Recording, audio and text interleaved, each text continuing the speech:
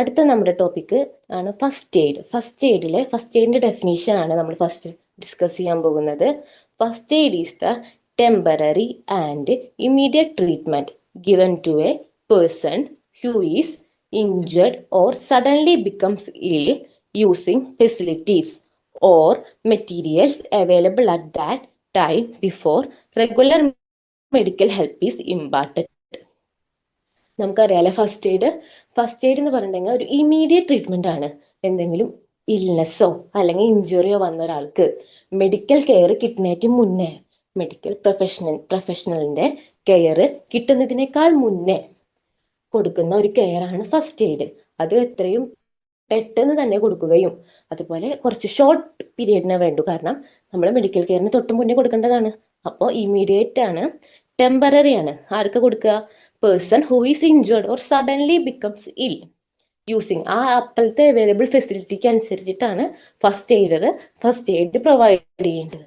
Okay, ഇതാണ് first എയ്ഡിന്റെ definition. ഈ ഫസ്റ്റ് എയ്ഡിന്റെ സിമ്പിൾ കണ്ടോ? ഫസ്റ്റ് എയ്ഡിന്റെ സിമ്പിള് ഗ്രീൻ ബാക്ക്ഗ്രൗണ്ടില് വൈറ്റ് ക്രോസ് ആണ് ഫസ്റ്റ് എയ്ഡിന്റെ സിമ്പിൾ. ഓക്കെ, അത് ശ്രദ്ധിക്കാം. Next one, objects or aims of first aid. First എയ്ഡിന്റെ ലക്ഷ്യങ്ങൾ ആണ് ഇനി നമ്മൾ ഡിസ്കസ് ചെയ്യാൻ പോകുന്നത്. Preserve life. നമുക്കറിയാം, അവരുടെ ജീവന് ആദ്യം ഇമ്പോർട്ടൻസ് കൊടുക്കണം. ജീവൻ രക്ഷിക്കുകയും ആ കണ്ടീഷൻ അധികം വേഴ്സൺ ആവാതെ നോക്കുകയും പിന്നെ അതുപോലെ റിക്കവറി എത്രയും പെട്ടെന്ന് ആകാൻ നോക്കുകയാണ് ഫസ്റ്റ് എയ്ഡിന്റെ ലക്ഷ്യങ്ങൾ. ഏതൊക്കെയാണ്? Preserve life, promote recovery and prevent the condition from getting worse. First എയ്ഡിന്റെ എയിംസിനെ നമ്മൾ 3Ps എന്ന് പറയാം.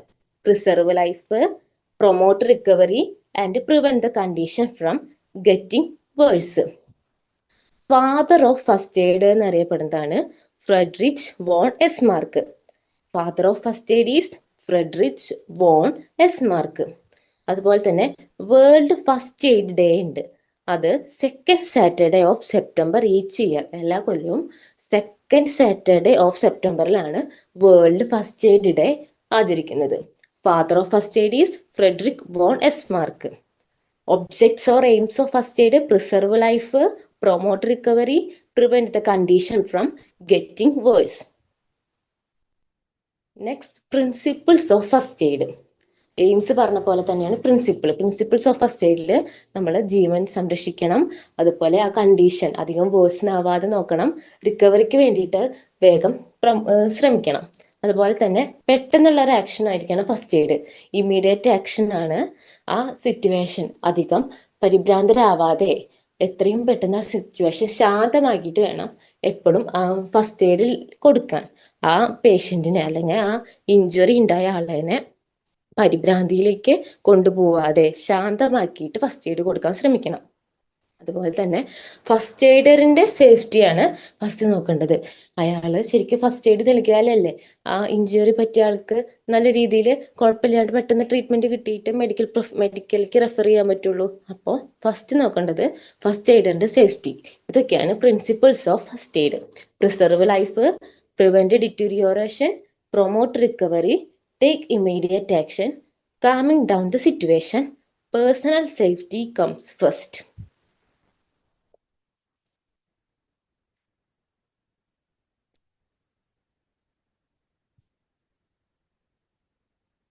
നെക്സ്റ്റ് നമ്മൾ ഡിസ്കസ് ചെയ്യാൻ പോകുന്ന ടോപ്പിക്കാണ് വൂണ്ട്. വൂണ്ട് എന്ന് പറഞ്ഞാൽ നമുക്കറിയാം മുറികൾ. നമ്മുടെ സ്കിന്നില് കണ്ടിന്യൂറ്റിനെ ബ്രേക്ക് ചെയ്തിട്ടുണ്ടാവുന്ന ഒരു ആ ടിഷ്യൂവിന് ബ്രേക്ക് സംഭവിക്കുമ്പോഴാണ് നമുക്ക് വൂണ്ട് ഉണ്ടാവുന്നത്. A wound is an abnormal break in the skin or other tissue which allows blood to escape. External wounds are complicated by the fact that the germs can enter the tissue and cause infection. സ്കിന്നിന്റെ കണ്ടിന്യൂറ്റിനെ break ചെയ്ത് അതിലൂടെ blood പോകുകയോ ചെയ്യുകയാണെങ്കിൽ അത് വൂണ്ടാണ്. അതുപോലെ തന്നെ external വൂണ്ട്സ് complicated ആവും. എപ്പോ ആ ബ്രേക്ക് വഴി ജേംസോ ബാക്ടീരിയ എന്തെങ്കിലും എൻ്റർ ചെയ്തിട്ട് ഇൻഫെക്ഷൻ കോസ് ചെയ്യുമ്പോൾ എക്സ്റ്റേണൽ വൂണ്ട് എന്താവും? കോംപ്ലിക്കേറ്റഡ് ആവും. ഓക്കെ, പിന്നെ വൂണ്ട്സിനെ നമ്മൾ ക്ലാസിഫൈ ചെയ്തേക്കുന്നത് 2 തരത്തിലാണ്. ഓപ്പൺ വൂണ്ടും ഉണ്ട്, ക്ലോസ്ഡ് വൂണ്ടും ഉണ്ട്. ക്ലോസ്ഡ് വൂണ്ട് എന്ന് പറഞ്ഞിട്ടുണ്ടെങ്കിൽ നമ്മൾ ഡെഫിനേഷൻ വൈസ് പഠിക്കും. ക്ലോസ്ഡ് വൂണ്ട് ഓപ്പൺ വൂണ്ടിന്റെ ഡെഫിനേഷൻ ആണ്: open wounds allow blood to escape from the body. Open wound പറഞ്ഞാൽ ഓപ്പൺ തുറന്നതാണ്. കാരണം നമ്മുടെ ബോഡിയിൽ ആ വൂണ്ട് ഉണ്ടാവുമ്പോൾ പുറത്തോട്ട്, ബോഡിയുടെ പുറത്തേക്ക് ബ്ലഡ് പോകുന്നതാണ് ഓപ്പൺ വൂണ്ട്. വൂണ്ട് വഴി പുറത്തേക്ക് ബ്ലഡ് പോകുകയാണെങ്കിൽ അതാണ് ഓപ്പൺ വൂണ്ട്. കാരണം എന്താ, അവിടെ സ്കിന്ന് ബ്രേക്ക് ആയിട്ടുണ്ട്, അതുകൊണ്ടാണ് അത് ഓപ്പൺ വൂണ്ട് ആയത്. ക്ലോസ്ഡ് വൂണ്ട് പറഞ്ഞാൽ closed wounds allow blood to escape from the circulatory system but not from the body. Skin is not broken. Closed wound എന്ന് പറഞ്ഞാൽ പേരിൽ തന്നെ ഉണ്ട്, ക്ലോസ്ഡ് ആയിരിക്കും. അതിനർത്ഥം എന്താ, സ്കിന്ന് ബ്രേക്ക് ചെയ്തിട്ടില്ല. സർക്കുലേറ്ററി സിസ്റ്റത്തിൽ നിന്ന് ബ്ലഡ് പോയിട്ടുണ്ട്, പക്ഷെ ബോഡിയുടെ പുറത്തോട്ട് ബ്ലഡ് പോയിട്ടില്ല. ഓക്കെ, അത് ശ്രദ്ധിക്കണം. ഓപ്പൺ വൂണ്ടും ക്ലോസ്ഡ് വൂണ്ടും. ഓപ്പൺ വൂണ്ടിൽ എന്താണ്, സ്കിൻ ഈസ് ബ്രോക്കൺ. ക്ലോസ്ഡ് വൂണ്ടിൽ എന്താണ്, skin is not broken. Okay, closed വൂണ്ടിനെ പിന്നെയും നമ്മൾ രണ്ട് രീതിയിലാണ് ക്ലാസിഫൈ ചെയ്തിരിക്കുന്നത്: ബ്രൂയിസസും ഇന്റേണൽ ബ്ലീഡിങ്ങും. ഏതൊക്കെയാണ്? ബ്രൂയിസസും ഇന്റേണൽ ബ്ലീഡിങ്ങും. Bruises or contusion.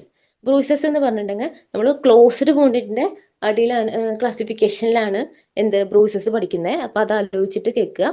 In this closed wound the soft tissues beneath the skins are damaged but the skin is not broken. They are marked by local pain and swelling. If small blood vessels beneath the skin are broken, the victim will also exhibit ecchymosis. Large vessels have been torn beneath the bruised area. Hematoma will develop. Closed wound ആണ്, അപ്പോൾ skin break ചെയ്തിട്ടില്ല. Circulatory സിസ്റ്റത്തിൽ നിന്ന് blood പോയിട്ടുണ്ട്, പക്ഷേ ബോഡിയുടെ പുറത്തോട്ട് blood പോയിട്ടില്ല. അപ്പൊ ബ്രൂയിസില് അവിടെ ഇപ്പൊ നമുക്ക് എന്താ ഇടി കിട്ടിയാലോ അല്ലെങ്കിൽ കൈ എവിടെയെങ്കിലും പോയി എന്തായാലും പോയിട്ട് ഇടിക്കുക, അങ്ങനെയൊക്കെ വരുമ്പോഴാണ് ബ്രൂയിസസ് ഫോം ചെയ്യുക. പുറത്തോട്ട് ബ്ലഡ് വന്നിട്ടില്ല, പക്ഷെ സ്കിന്നിന്റെ അവിടെ നോക്കുമ്പോൾ ഒരു റെഡ്നെസ്, സ്വെല്ലിങ് അതൊക്കെ കാണുക വെച്ചെങ്കിൽ അതാണ് എന്ത്, ബ്രൂയിസസ്. അത് സ്മോൾ ബ്ലഡ് വെസൽസിനാണ് എഫക്റ്റ് ചെയ്തിട്ടുണ്ടെങ്കിൽ അവിടെ ഒരു റെഡ്നെസ്സാ വരുള്ളൂ, എച്ചിമോസിസ്, ബ്ലാക്ക് ഓർ ബ്ലൂ കളർ മാത്രമേ വരുള്ളൂ. പക്ഷെ ലാർജ് വെസലിനെ എഫക്റ്റ് ചെയ്തിട്ടുണ്ടെങ്കിൽ, ലാർജ് ബ്ലഡ് വെസലിനെ എഫക്റ്റ് ചെയ്തിട്ടുണ്ടെങ്കിൽ അവിടെ ഹെമറ്റോമ ഫോം ചെയ്യും. കാരണം ഹെമറ്റോമ പറഞ്ഞാൽ രക്തം കട്ട പിടിക്കും, പുറത്തേക്ക് പോയില്ല, ഉള്ളിൽ തന്നെ വെച്ചിട്ട് രക്തം കട്ട പിടിച്ചിട്ടൊരു കളർ ഒന്നും കൂടി ചേഞ്ച്ഡ് ആയിട്ട് നമുക്ക് കാണാം. ഓക്കെ, അതാണ് ബ്രൂയിസസിൽ. ഇനി internal bleeding. Internal bleeding. In this, the blood is lost from circulatory system but not from the body. Blood collects in one of the body cavities and remains concealed. It may reveal by a flow of blood from one or more of the various openings such as mouth, nose, ear or rectum. Internal bleeding പറഞ്ഞാൽ നമുക്കറിയാം internally ആണ്, പുറത്തോട്ട് വന്നിട്ടില്ല. Internal ബ്ലീഡിങ്ങില് blood circulatory സിസ്റ്റത്തിൽ നിന്ന് പോയിട്ടുണ്ട്, പക്ഷെ അത് എവിടെയോ കൺസീൽ ചെയ്ത് വെച്ചേക്കുക കാവിറ്റീസിൽ. അത് എപ്പോഴാണ് പുറത്തേക്ക് പോവുക, നമ്മുടെ ഓപ്പണിങ്സ് വഴി, മൗത്തോ നോസോ റെക്റ്റോ ഇയർ വഴി പുറത്തോട്ട് പോകും. അതാണ് എന്ത്, ഇന്റേണൽ ബ്ലീഡിങ്. ബ്രൂയിസസും ഇന്റേണൽ ബ്ലീഡിങ് ആണ് എന്തിൽ വരുന്നത്, ക്ലോസ്ഡ് വൂണ്ടില്. ഇനി ഓപ്പൺ വൂണ്ടിൽ വരുന്നതാണ് ഏതൊക്കെ, incised wound, avulsions, lacerated wound, contused wound, punctured wound, abrasions. Okay, incised wound, avulsions, lacerated wound, contused wound, punctured wound, abrasions. ഇതൊക്കെ ഡീറ്റെയിൽ ആയിട്ട് പഠിക്കാം നമുക്ക്. Incised wound. Incised wounds are sharp even cuts that tends to bleed freely because the blood vessels and tissues have been severed. They are caused by sharp objects like knife, razor, blade or broken glass. Incised wound എന്ന് പറഞ്ഞിട്ടുണ്ടെങ്കിൽ ഒരു sharp object കൊണ്ട് നമ്മുടെ സ്കിന്നില് മുറി വരികയാണെങ്കിൽ അല്ലെങ്കിൽ wound വരികയാണെങ്കിൽ അതാണ് ഇൻസിസഡ് വൂണ്ട്. അത് ഇപ്പോൾ കത്തി കൊണ്ട് മുറിയുക, ബ്ലേഡ് കൊണ്ട് മുറിക്കുക, അതുപോലെ തന്നെ ബ്രോക്കൺ ഗ്ലാസ്, അതൊക്കെ ഷാർപ്പായിരിക്കണം. അതുകൊണ്ടൊക്കെ മുറിഞ്ഞിട്ടുണ്ടെങ്കിൽ ആ വൂണ്ടിനെയാണ് നമ്മൾ എന്ത് വിളിക്കുക? Incised wound. Okay, next one is lacerated wound. A laceration is cut inflicted by a sharp, uneven instrument such as broken glass bottle. Laceration may also cause significant bleeding caused by machinery or claws of animals. The flesh is torn and edges irregular. Skin and tissue may be partially or completely torn away. A laceration may contain foreign matter that can lead to infection. എന്താണ് ലാസറേറ്റഡ് wound? ഇൻസിസഡ് wound നമ്മൾ പറഞ്ഞു even, sharp even കട്ടാണ്. ലാസറേറ്റഡ് wound എന്താണ്? Uneven instrument. ഇപ്പോ പൊട്ടിയ glass ചില്ല്, അതുപോലെ തന്നെ പട്ടി മാന്തുക, കടിക്കുക, അങ്ങനത്തെ ഇതിൽ മെഷീനറിയുടെ ഉള്ളിൽ മുറി ഉണ്ടാവുക, അതൊക്കെയാണ് ഇതിൽ വരുന്നത് ലാസറേറ്റഡ് വൂണ്ട്.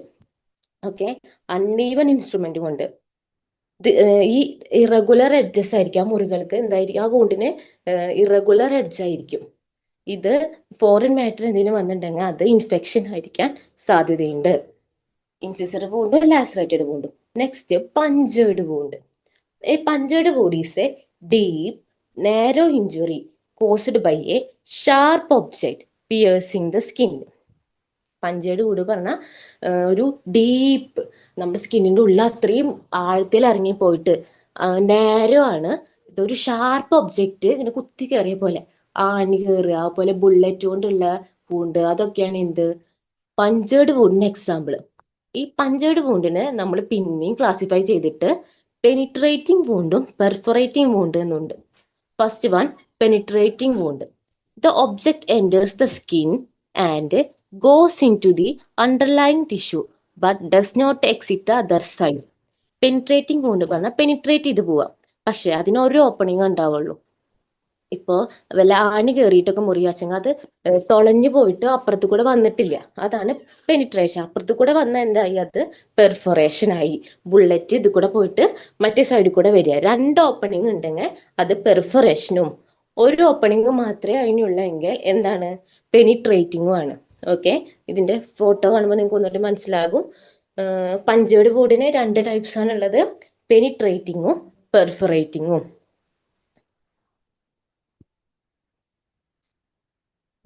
ഫസ്റ്റ് വൺ നമ്മുടെ നോർമൽ സ്കിന്ന്, ഡെർമിസും എപ്പിഡെർമിസും ഒക്കെ ആയിട്ട്. പിന്നെ നമ്മൾ പഠിച്ചത് എന്താണ്? Incision wound. കണ്ട, ഈവൻ ആയിട്ട് ഷാർപ്പ് എഡ്ജുള്ള വൂണ്ടാണ് എന്ത്? Incision wound. പിന്നെ ലാസറേഷൻ വൂണ്ട് അൺഈവൻ ആയിട്ട് ഇറഗുലർ എഡ്ജ് ഉള്ളത്.